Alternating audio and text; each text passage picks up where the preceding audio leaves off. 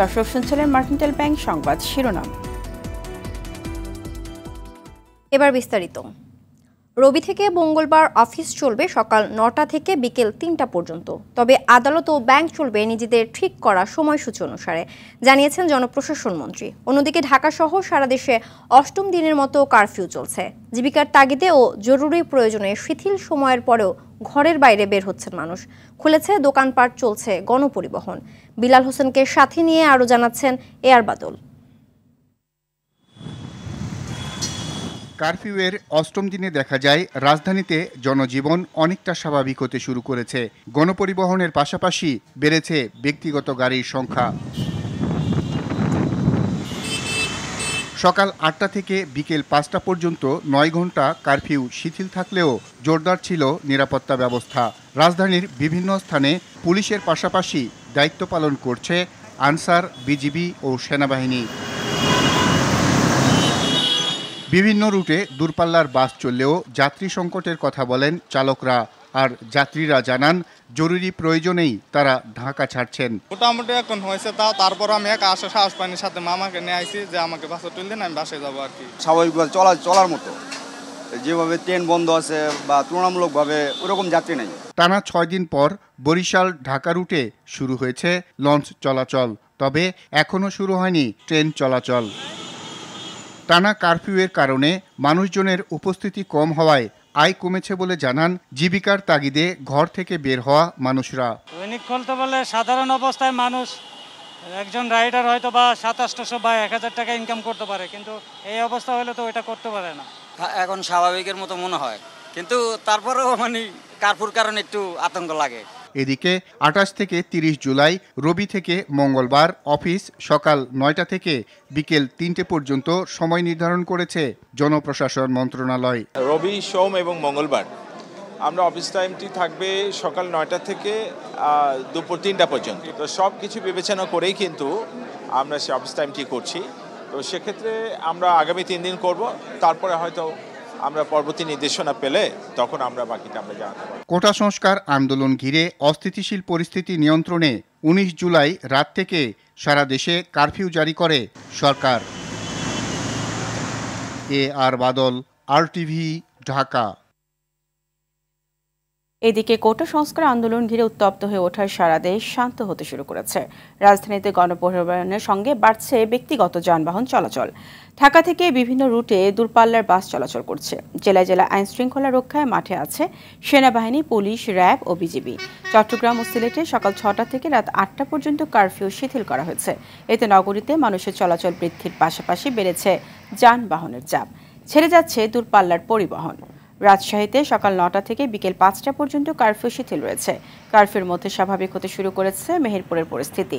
বেড়েছে মানুষের চলাচল, খোলা রয়েছে দোকানপাট। আন্তঃজেলার পাশাপাশি দূরপাল্লার পরিবহনও চলাচল করছে।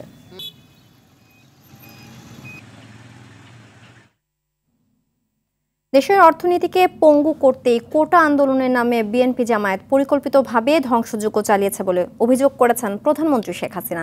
শেরেবাংলা নগরে জাতীয় অর্থোপেডিক হাসপাতাল ও পুনর্বাসন প্রতিষ্ঠানে আহত রোগীদের দেখতে গিয়ে এ অভিযোগ করেন তিনি। পরে মহাখালীতে ক্ষতিগ্রস্ত সেতু ভবন ও দুর্যোগ ব্যবস্থাপনা ভবনও পরিদর্শন করেন সরকার প্রধান।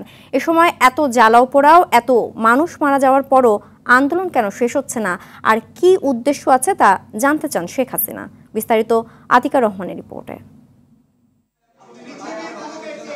কোটা সংস্কার আন্দোলনকে কেন্দ্র করে সহিংসতায় আহতদের আর্তনাদে ভারী হয়ে উঠেছে জাতীয় অর্থোপেডিক হাসপাতাল ও পুনর্বাসন প্রতিষ্ঠান। তাদের দেখতে যান প্রধানমন্ত্রী শেখ হাসিনা। সরকার প্রধানকে পেয়ে আহত ব্যক্তি ও স্বজনরা কান্নায় ভেঙে পড়েন। প্রধানমন্ত্রীর কাছে বর্বর হামলার বর্ণনা দেন তারা। আবেগ আপ্লুত হন বঙ্গবন্ধু কন্যা। প্রধানমন্ত্রী এ সময় জানান, আহতদের চিকিৎসার সব দায়িত্ব সরকারের এবং নিহতদের পরিবারকে আর্থিক সহায়তা দেয়া হবে। যারা এখন আহত তাদের সকলের চিকিৎসা সুষ্ঠুভাবে হচ্ছে। আজকে চিকিৎসার জন্য যা যা লাগবে আমরা করে দিচ্ছি। আর যারা পা হারিয়েছে বা হাত হারিয়েছে আমরা কৃত্রিম পায়ের ব্যবস্থা করে দেব, যাতে তারা আবার সুস্থ মানুষের মতো চলতে পারে।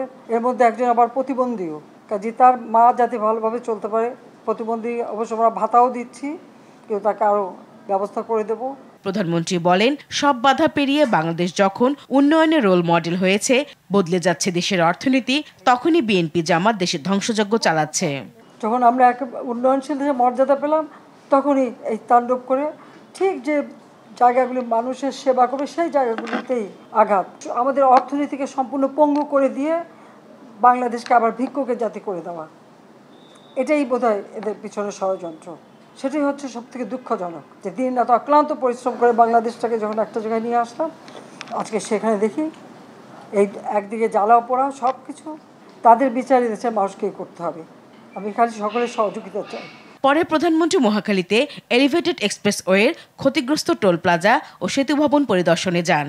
পদ্মা সেতু, এলিভেটেড এক্সপ্রেসওয়ে সহ দেশের যোগাযোগ ব্যবস্থার অনন্য মাইল ফলক তৈরি করা প্রতিষ্ঠান সেতু ভবন পুড়ে ছারখার হওয়ার বিধ্বস্ত অবস্থা দেখে বাকরুদ্ধ হন শেখ হাসিনা। বলেন, যারা দেশের উন্নয়ন চায় না তারা এই সহিংসতা করছে। এত জ্বালাও পোড়াও, এত মৃত্যুর পরও কেন আন্দোলন শেষ হচ্ছে না, এমন প্রশ্ন রাখেন প্রধানমন্ত্রী। পরে এই বিষয়ে কথা বলেন সেতুমন্ত্রী।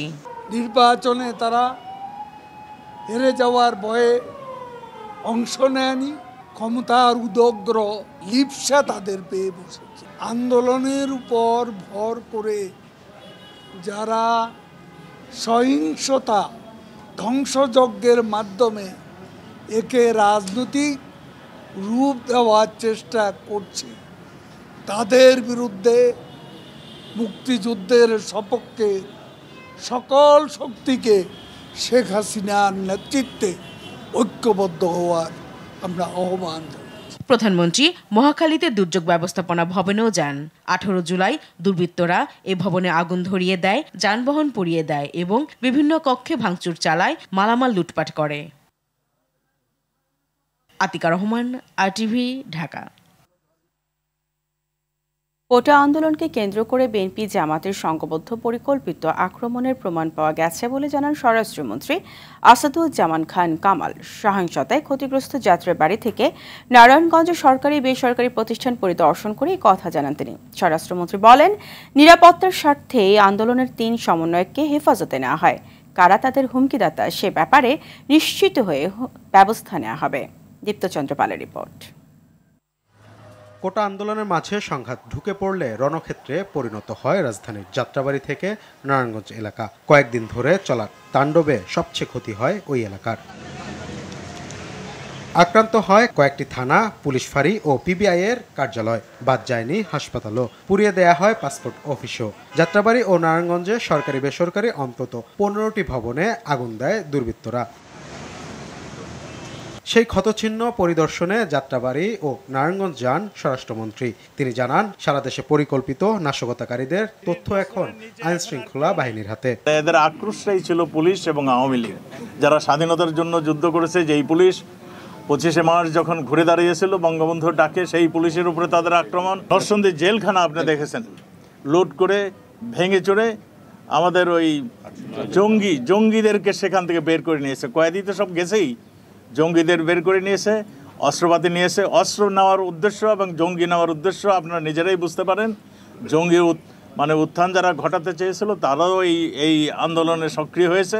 নিরাপত্তার স্বার্থেই কোটা আন্দোলনের 3 সমন্বয়কারীকে হেফাজতে রাখা হয়েছে বলেও জানান মন্ত্রী। তার মধ্যে একজন তার বাবাকে ফোন করেছেন যে আমি আত্মগোপন করলাম, আমি ইসে থাকার জন্য, আপনারা আমায় কোথায় আছি জানাবেন না। এইরকম খবর যখন আমরা পাই সোশ্যাল মিডিয়াতে তারা এই ধরনের প্রচার করেছেন, এগুলো যখন আমরা পেয়েছি তখন তাকে সেফ কাস্টডিতে আমরা নিয়েছি। আমরা তাদের কাছে জিজ্ঞাসা করছি যে কারা তাকে আক্রমণ করতে চাচ্ছে। এগুলো জিজ্ঞাসাবাদ পরে আমরা সিদ্ধান্ত নেব তাকে কিভাবে কি করা যাবে। নাশকতার মামলায় নারায়ণগঞ্জ থেকে প্রায় 500 জন গ্রেপ্তার হয়েছেন। Thank you. Diptachandra Pal, RTV, Dhaka. Quota আন্দোলন চলাকালীন গণ অধিকার পরিষদের সভাপতি ও ডাকসুর সাবেক VP নুরুল হক নূরকে একজন নেতা 4 লাখ টাকা দেন। সেই টাকা কাকে, কিভাবে, কি জন্য খরচ করা হয়েছে সেসব বিষয়ে জানার চেষ্টা করছে ঢাকা মেট্রোপলিটন পুলিশের গোয়েন্দা বিভাগ। ডিবি কার্যালয়ে এসব তথ্য জানিয়েছেন অতিরিক্ত পুলিশ কমিশনার মোহাম্মদ হারুনুর রশিদ।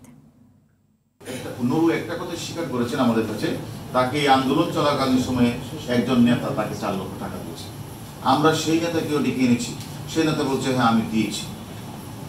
এখন বাকিটা কি জন্য দিয়েছেন এটা আমরা সমন্বয়কারীদের সাথে তো নুরুল আমরা ডিজিটাল প্রুফ কোটা সংস্কার আন্দোলনকে কেন্দ্র করে সহিংসতায় আহতদের চিকিৎসায় কে কোন দল করে তা বিবেচনা করা হবে না, সবাই সমান সেবা পাবে। সকালে ঢাকা মেডিকেলে আহতদের দেখতে গিয়ে 14 দলের সমন্বয়ক আমির হোসেন আমু এ কথা বলেন। দোষীদের বিচারের ক্ষেত্রেও সরকার দলমত দেখবে না। এদিকে এক বিবৃতিতে আওয়ামী লীগের সাধারণ সম্পাদক ওবায়দুল কাদের বলেন, জামাতকে সঙ্গে নিয়ে ঐক্যের ডাক দিয়ে বিএনপি প্রমাণ করেছে তারা স্বাধীনতা বিরোধীদের দোসর। রিপোর্ট। কোটা আন্দোলনকে ঘিরে সারা দেশে সহিংসতায় বহু মানুষ হতাহত হন। আহতদের বড় অংশের চিকিৎসা চলছে ঢাকা মেডিকেল কলেজ হাসপাতালে। বিছানায় শুয়ে যাদের অনেকেই এখনো কাতরাচ্ছেন।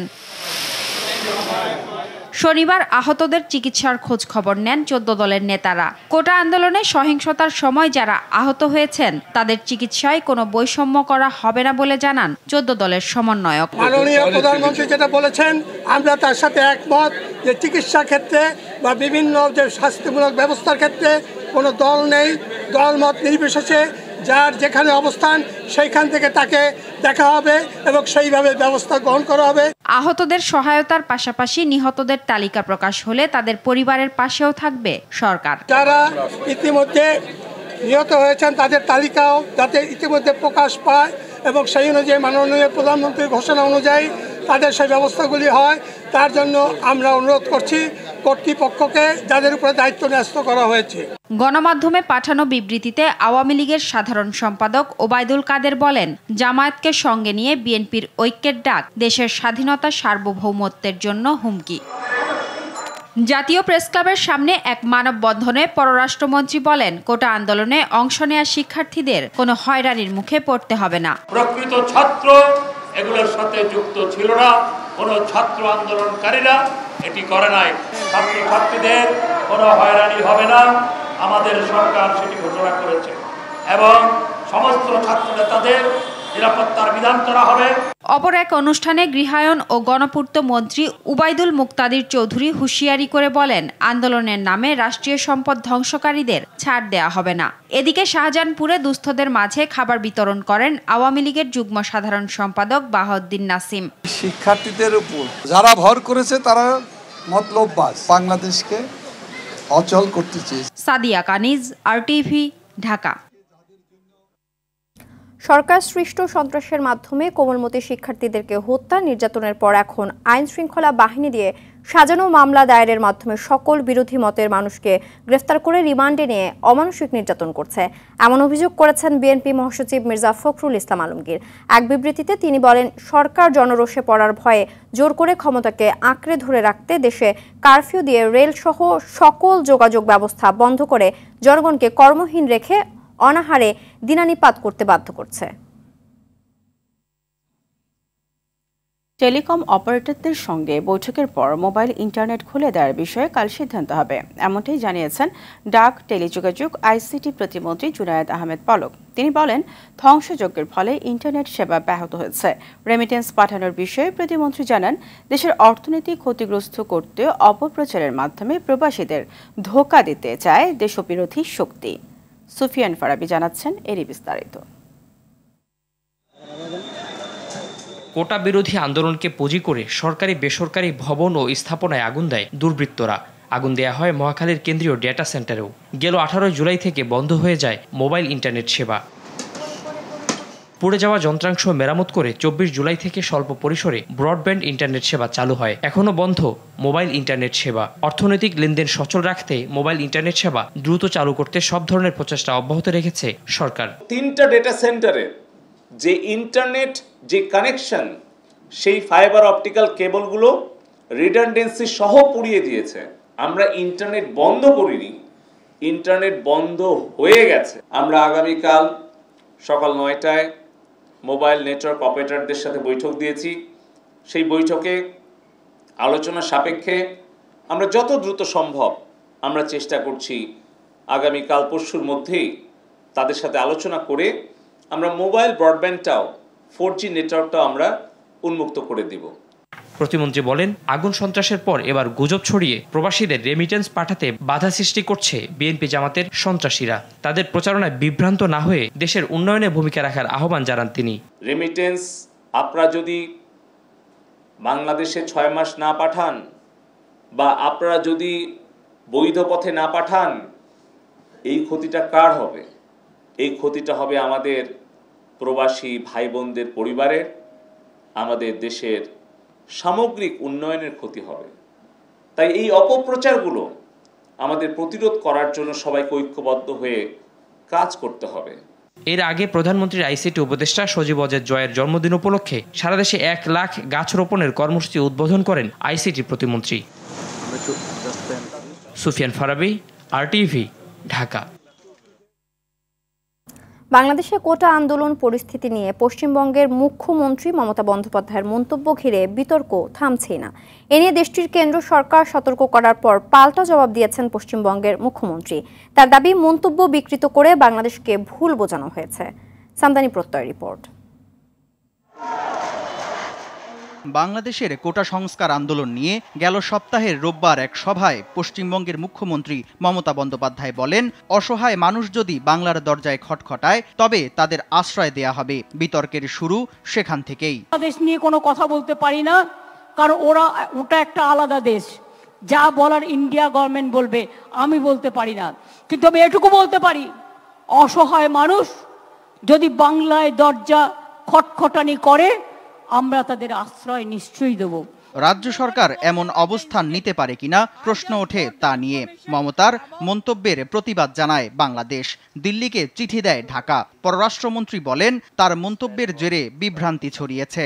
আমাদের প্রতিবেশী রাজ্য ভারতের মাননীয় মুখ্যমন্ত্রী, তার সাথে আমাদের সম্পর্ক অত্যন্ত চমৎকার, ঘনিষ্ঠ, উষ্ণ, কিন্তু তার এই বক্তব্যে অনেকটা বিভ্রান্তি ছড়ানো হয়েছে। সেজন্য আমরা তার এই বক্তব্যের ব্যাপারে ভারত সরকারকে ইতিমধ্যেই নোট দিয়ে আমরা জানিয়েছি। শুক্রবার ভারতের পররাষ্ট্র মন্ত্রণালয়ের মুখপাত্র রণধীর জয়সওয়াল বলেন, অন্য কোনো দেশ বা বৈদেশিক বিষয় নিয়ে পদক্ষেপ নেয়ার অধিকার রাজ্য সরকারের নেই।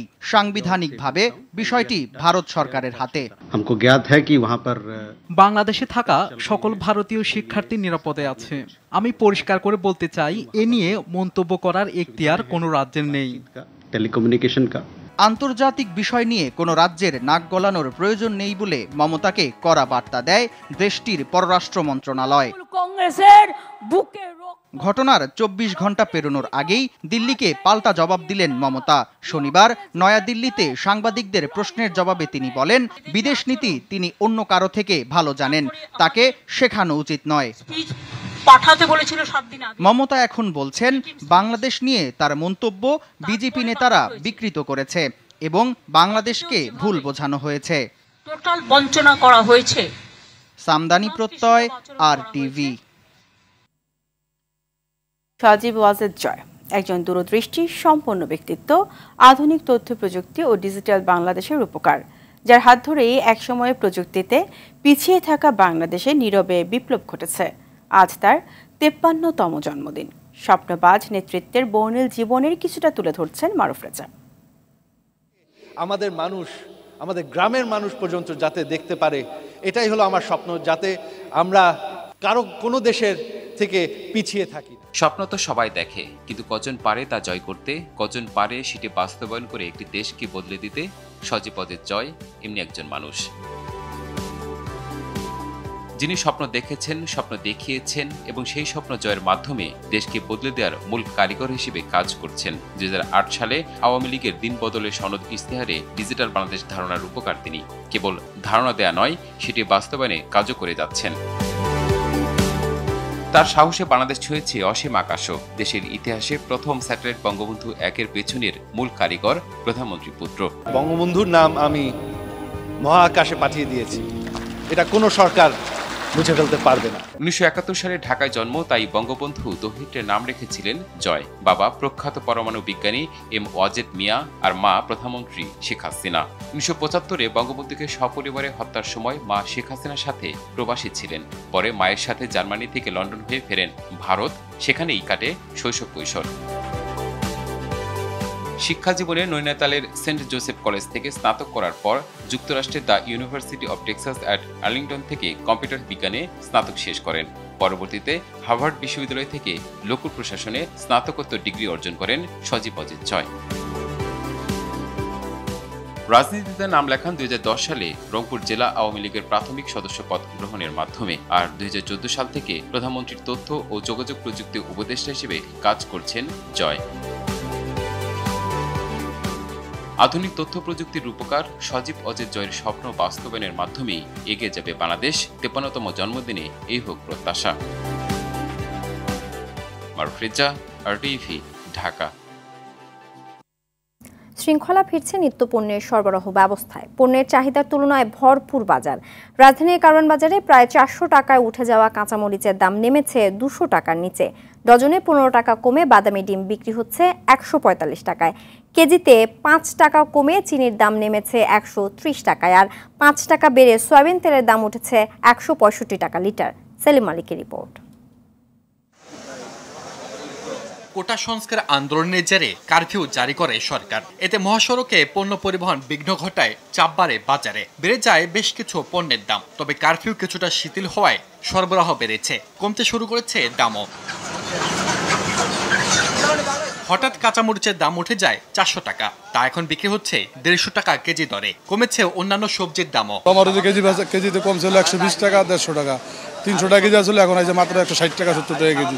গাজর আছে 160, 80, কচুরমুখী আছে 40 টাকা, 50 টাকা, কারকল আছে 60 টাকা কেজি, করলা ছিল 140, 160। বেড়ে যাওয়া ডিমের দাম ফিরেছে স্বাভাবিক অবস্থায়। 1300 টাকা পর্যন্ত ডিমের শ ছিল, 52 টাকা হালি ছিল, 48 টাকা হালি হয়েছে, 145 টাকা লাল ডিমের ডজন হয়েছে, সাদা ডিমের ডজন 140 টাকা হয়েছে, 80 ডিম 210 টাকা। প্যাকেটের চিনি কেজিতে কমেছে 5 টাকা, তবে বেড়েছে সয়াবিন তেলের দাম। চিনির দামটা একটু কমছে, আগে ছিল 135 টাকা, এখন 30 টাকা। তেল একটু বাড়ছে, আগে যেমন 1 লিটার ছিল 160 টাকা, এখন 165 টাকা। বড় মৌসুমের চালে বাজার ভরপুর, তারপরও দাম ঊর্ধ্বমুখী, কেজিতে বেড়েছে 1 থেকে 3 টাকা। মিনিকেটটা আমরা আগে বিক্রি করতাম 65-66 টাকা, এন্ড মিনিকেটটা বিক্রি করতে 68 থেকে 70 টাকা, তারপরে আড়াইশ চালটা বিক্রি করতে 50 থেকে 52 টাকা, 54 থেকে 55 টাকা বিক্রি করতেছি। কারণ আমাদের দেশে তো গরিব মানুষ বেশি, তো এই কারণে মোটা চালটার দাম বেশি বাড়ছে। অটোলিয়াতে যেমন আমরা যে 45-46 টাকা যে মোটা চালটা ছিল, ওই মোটা চালটা 52 টাকা পর্যন্ত হয়েছে। দেশি মাছের দাম স্বাভাবিক থাকলেও কমেছে ইলিশে।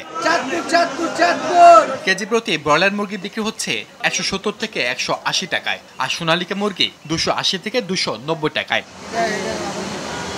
সেলিম মালিক, RTV, ঢাকা। খাগড়াছড়ির দীঘিনালায় দুর্বৃত্তদের গুলিতে ইউপিডিএফ এর সংগঠক নিহত হয়েছে। সকালে ইউপিডিএফ এর সংগঠক জুনেল চাকমাকে বাড়িতে ঢুকে গুলি করে হত্যা করে দুর্বৃত্তরা। Junel Chakma United Peoples Democratic Front ঘোষিত গ্রুপের তারাবুনিয়া এলাকার সংগঠক ছিলেন। সম্প্রতি গণতান্ত্রিক যুব ফোরাম থেকে ইউপিডিএফ এর সাথে যুক্ত হন। ইউপিডিএফ এর জেলা সংগঠক অঙ্ঘ মার্মা ঘটনার জন্য জনসংহতি সমিতিকে দায়ী করেছে।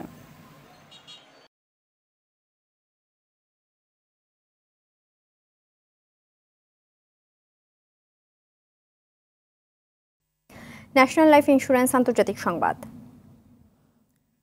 ইসরায়েলের প্রধানমন্ত্রী বেনিয়ামিন নেতানিয়াহুর বিরুদ্ধে গ্রেফতারি পরোয়ানা জারিতে নিজেদের আপত্তি প্রত্যাহার করে নিয়েছে যুক্তরাজ্য। ব্রিটিশ সংবাদ মাধ্যম দ্য গার্ডিয়ান জানিয়েছে, যুক্তরাজ্য আপত্তি প্রত্যাহার করার অর্থ হল আইসিসি নেতানিয়াহুর বিরুদ্ধে পরোয়ানা জারি করতে পারবে। এদিকে যুক্তরাষ্ট্রের সাবেক প্রেসিডেন্ট ডোনাল্ড ট্রাম্পের সঙ্গে দেখা করেছেন নেতানিয়াহু। এর আগে দেশটির প্রেসিডেন্ট জো বাইডেন ও ভাইস প্রেসিডেন্ট কমলা হ্যারিসের সঙ্গে বৈঠক করেন তিনি। এদিকে হামাসের সঙ্গে সংঘর্ষে আরও 2 ইসরায়েলি সেনা নিহত হয়েছে।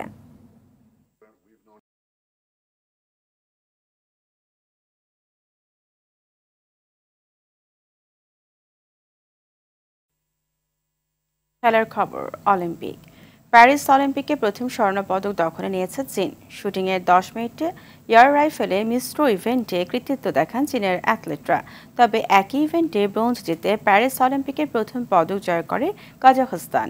এদিকে নারীদের সিনক্রোনাইজ স্প্রিং বোর্ডে দিনের দ্বিতীয় রৌপ্য জিতেছে যুক্তরাষ্ট্র ও দক্ষিণ কোরিয়া। এর আগে জমকালো আয়োজনে হয়ে গেল প্যারিস অলিম্পিকের উদ্বোধন।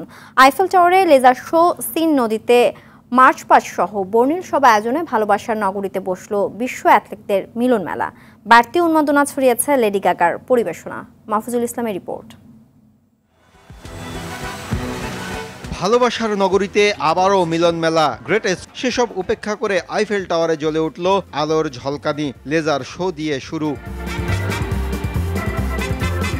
গেমস শুরুর কয়েক ঘন্টা আগে প্যারিসের রেল লাইনে দুষ্কৃতিকারীদের হামলায় পুরো শহরের নিরাপত্তা ব্যবস্থা নিয়ে যখন হচ্ছে আলোচনা, তখন সেসবকে পাশ কাটিয়ে মূল অনুষ্ঠানে হাজির জাতিসংঘের মহাসচিব থেকে শুরু করে স্পেনের রাজা, সাথে ছিলেন কাতারের আমির শেখ তামিম সহ বিশ্ব নেতারা।